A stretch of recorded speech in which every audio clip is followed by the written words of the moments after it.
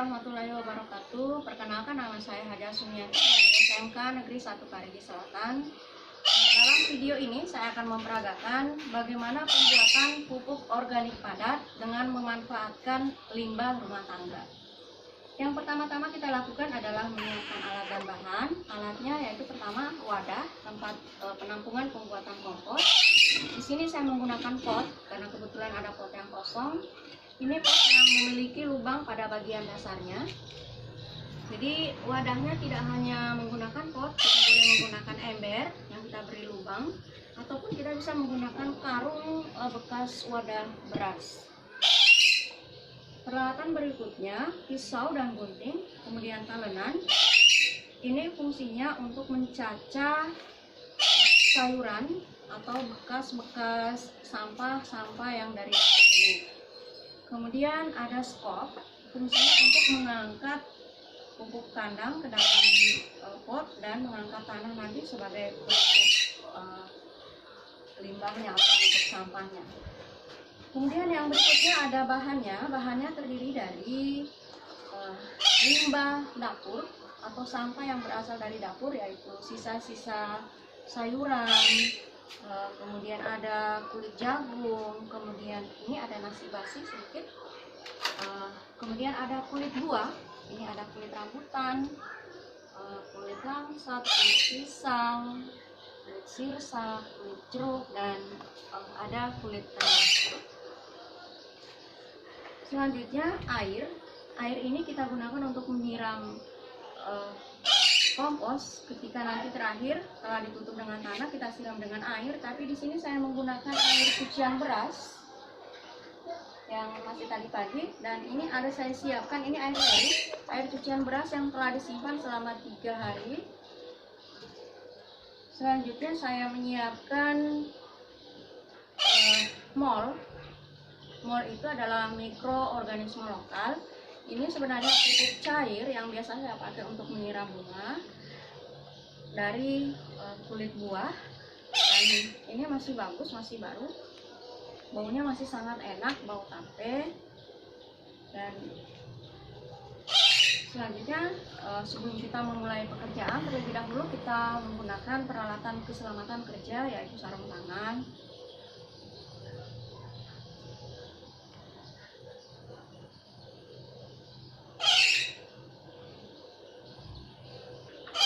Sekarang kita siap bekerja.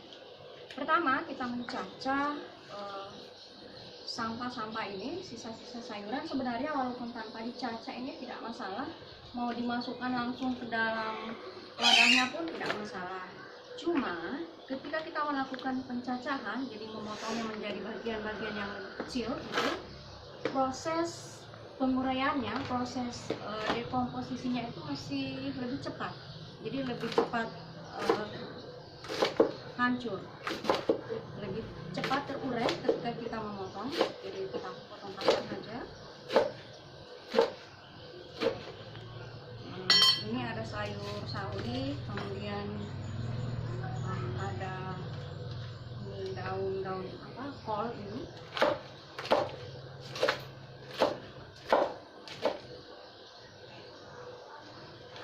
Ini ada daun bekas bungkusan tempe seperti itu.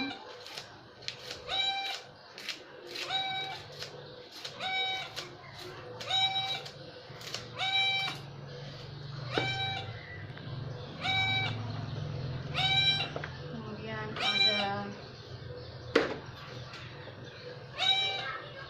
ada buncis, ada wortel.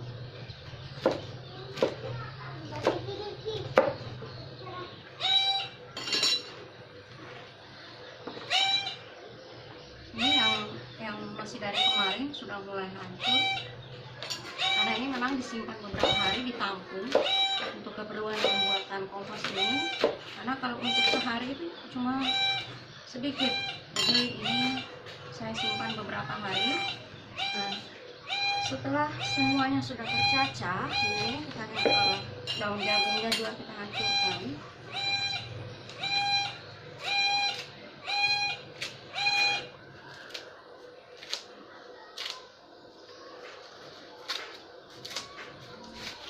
Jadi kandungan di dalam kompos ini lengkap. Kenapa? Karena di dalamnya campuran dari banyak bahan. Ada kulit jagung yang kandungan karbonnya tinggi, kemudian ada kulit pisang, di mana kulit pisang ini kandungan fosfornya, kalium dan potasiumnya juga banyak. Terus ada kulit telur. Kulit telur itu memiliki kandungan yang banyak, yang kompleks. Di dalamnya ada zat besi, kemudian ada mangan, ada kalium, kalsium, karbonat, zinc, magnesium, jadi semuanya lengkap di dalam. Kemudian sayuran-sayuran basah ini mengandung natrium, karena sayuran basah ini, daun-daun basah ini banyak mengandung nitrogen. Oke, selanjutnya kita mulai memasukkan sayuran-sayuran ini ke dalam wadah. Biasanya di dasar ini menggunakan sekam, fungsinya untuk meredam bau dari kompos ini dan menyerap lindi, karena nanti ini kan berair, maka mengeluarkan air yang namanya lindi itu akan diserap oleh sekam. Tapi karena ini judulnya adalah pembuatan pupuk organik dengan memanfaatkan limbah rumah tangga, jadi kita memanfaatkan sampah-sampah dapur yang ada, tidak menggunakan sekam. Tapi di dasarnya saya akan menaruh kulit jagung ini dulu. Kenapa? Kulit jagung ini kan agak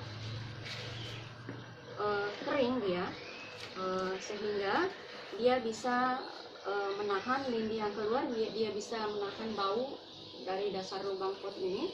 Jadi pertama-tama saya taruh ini. Kemudian berikutnya kulit buah. Kulit buah rambutan ini juga agak keras, agak lama lapuk dibandingkan yang lain. Kalau sayuran daun itu gampang lapuknya. Ini kita kasih susun saja seperti ini.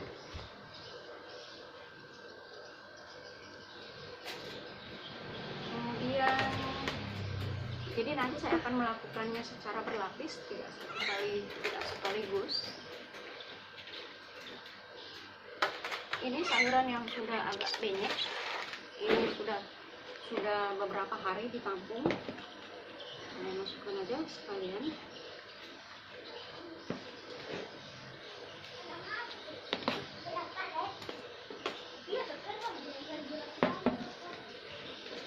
Ini ada kulit pisang, ini dimasukkan sekalian ke dalam. Kemudian kita memberikan pupuk kandang. Ini fungsinya sebagai bioaktivator, jadi dia nanti diharapkan di dalam pupuk kandang ini ada mikroorganisme yang akan membantu penguraian sampah-sampah yang ada di dalam ini. Kemudian boleh ditambahkan ini mol yang saya sudah cairkan. Jadi kalau mol ini untuk membuatnya jadi bioaktivator, jadi aktivator untuk kompos itu biasanya lebih pekat. Saya mengencerkannya itu dengan perbandingan 1 bagian mol ditambahkan dengan 10 bagian air. Jadi ini saya sudah buat tadi. Kalau untuk digunakan untuk pupuk, untuk mol ini biasanya lebih encer lagi, kemungkinan 1:30. Kemudian untuk pestisida pun jadi lebih encer lagi. Jadi kita siramkan saja di dalamnya. Jadi ini sebenarnya fungsinya sama dengan pupuk kandang ini. Jadi walaupun tanpa ini tidak apa-apa. Cuma saya ingin supaya pelapukannya cepat, jadi saya masukkan aja semuanya. Menggunakan pupuk kandang, kemudian menggunakan mol. Selanjutnya kita susun lagi. Kita susun kembali kulit buahnya.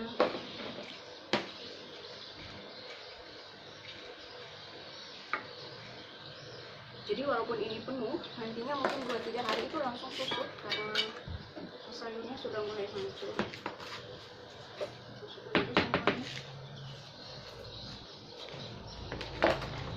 Kemudian kulit buahnya pisang semua dimasukkan.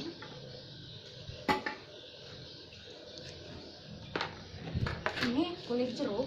Kalau ingin komposnya baunya agak harum, itu tambahkan dengan kulit jeruk. Jadi kebetulan memang ada kulit jeruknya, jadi kita pakai saja.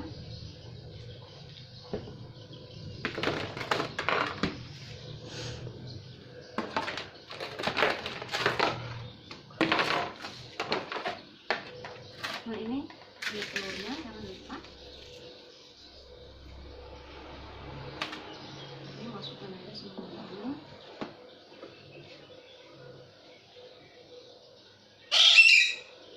Apa dilapis lagi dulu.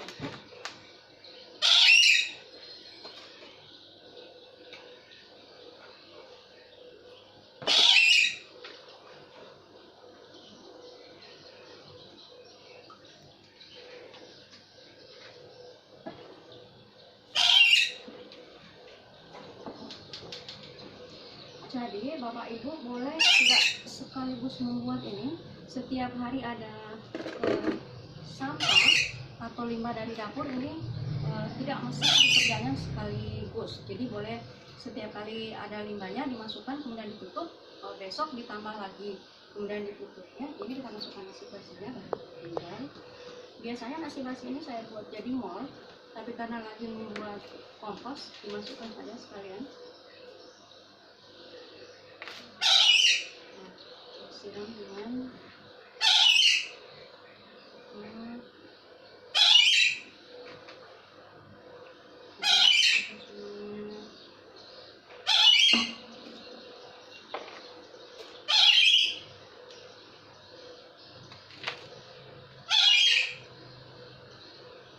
setelah seperti ini kita tutup dengan tanah.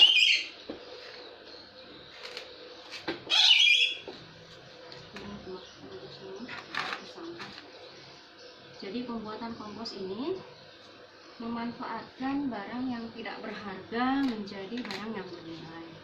Yang tadinya hanya dibuang begitu percuma, setelah kita buat jadi kompos, kita bisa manfaatkan untuk berkebun di rumah sebagai pupuk organik, kemudian untuk menanam tanaman tanpa bahan kimia. Jadi kita bisa menanam cabai, menanam tomat, menanam sayur dengan memanfaatkan pupuk organik padat ini, sehingga kita bisa menyelamatkan keluarga kita dari residu bahan-bahan kimia yang terkandung di dalam sayur yang dijual di pasar bebas. Oke, kita tunggu dengan tanah sampai penuh.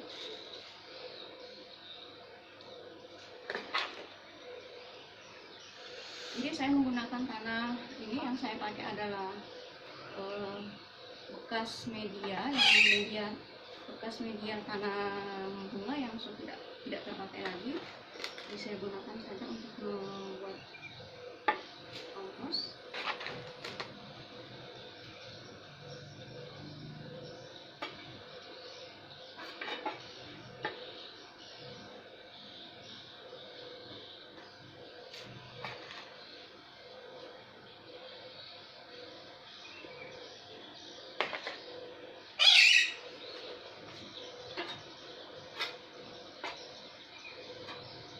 Setelah penuh dengan tanah, setelah kita tutup dengan tanah seperti ini, kita siram dengan air. Saya menggunakan air leri.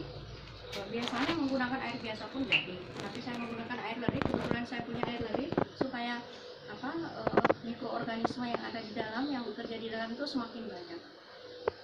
Jadi kita siram sampai tanahnya basah.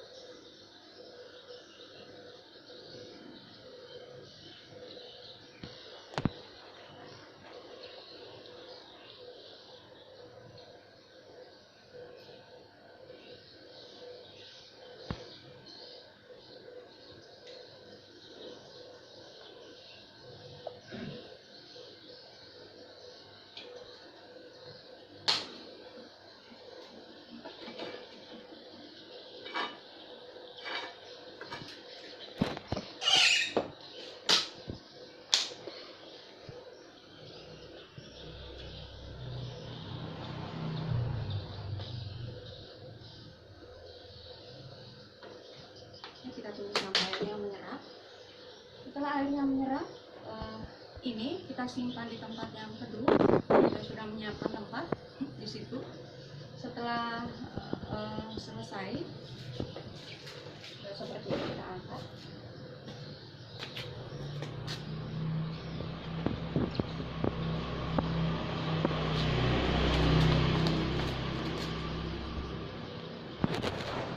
Ini disimpan di tempat yang teduh, kemudian usahakan di bagian bawah ini ada batu bata yang mengganjal supaya air lindinya nanti tetap mengalir keluar ketika proses dekomposisi terjadi.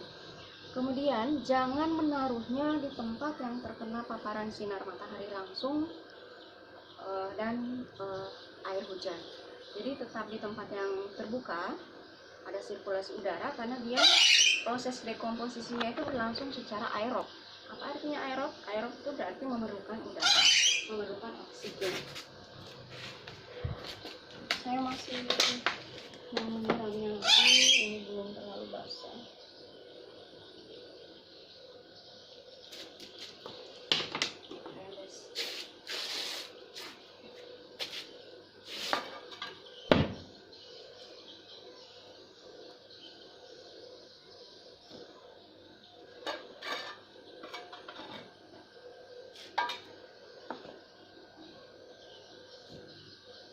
Oke, nah, setelah seperti ini kita cukup menutupnya dengan karton. Jadi ditutup seperti ini saja supaya dia terhindar dari kontaminasi dan gangguan hewan peliharaan kita, terutama kucing.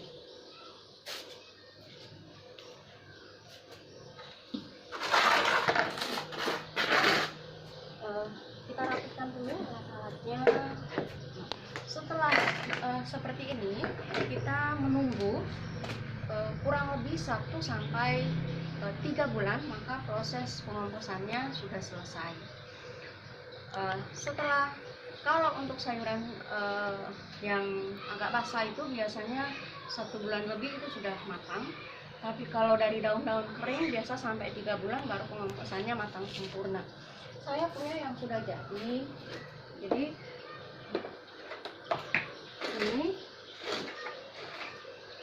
yang dari ini kurang lebih 2 bulan nih. Nah, kita lihat. Jadi seperti ini. Jadi ciri-ciri kompos yang jadi itu dia biasanya berwarna agak kehitaman, jadi seperti ini. Kemudian tidak berbau, dia strukturnya remah. Jadi seperti itu. Ini sudah bisa diaplikasikan, dipakai sebagai pupuk organik padat, juga bisa dipakai sebagai campuran media tanam. Jadi demikianlah proses pembuatan pupuk organik pada hari saya. Sekian, semoga bermanfaat. Assalamualaikum warahmatullahi wabarakatuh.